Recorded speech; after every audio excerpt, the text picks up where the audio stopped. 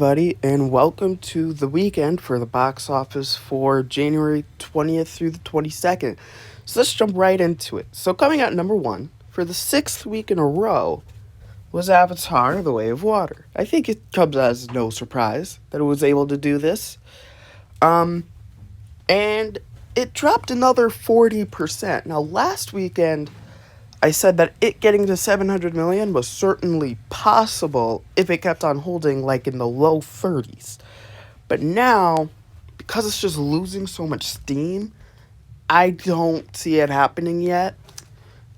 It's not impossible, but it would certainly have to start pulling rabbits out of its hat. And on top of that, starting in the first weekend of February, there's just going to be a lot of competition after that. You're going to get Knock at the Cabin, then Ant-Man, and then like everything in March, then everything in April. So it hitting $700 million is just seeming less and less likely the longer it takes. However, it has crossed the first hurdle really it needed to do, and that was to do $2 billion. Yes, it has passed the $2 billion mark, becoming the sixth movie to do it, and it's the second fastest to do it at 40 days. 40 days might seem like a long time, but the fastest movie to do it, Avengers Endgame, got there in 11 days, and the first Avatar got there in 47 days. I believe Avengers Infinity War got there in 51 or 52 days. Force Awakens got there in 54 days, and then Titanic got there in like 15 years or something. And that puts it at the sixth highest grossing movie of all time.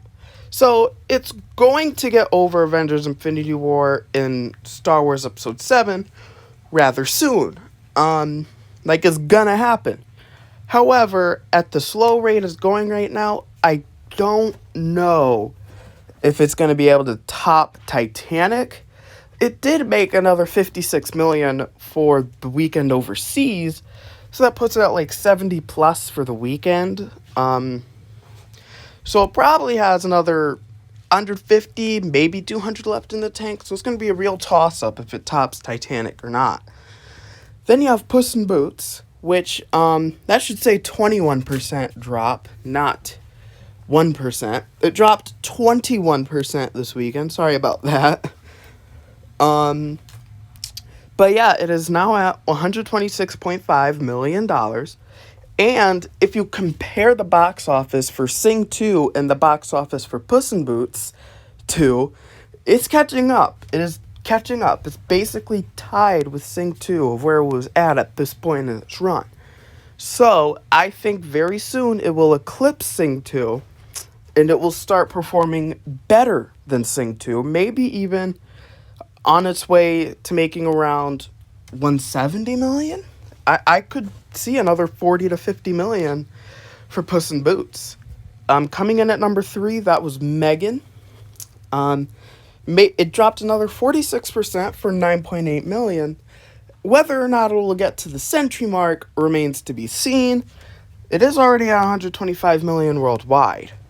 As for the rest of the top 10, Missing actually overperformed. It was expected to debut at 5 million. It came in almost double that at over 9 million. And it is a sequel to a movie that came out in 2018 called Searching.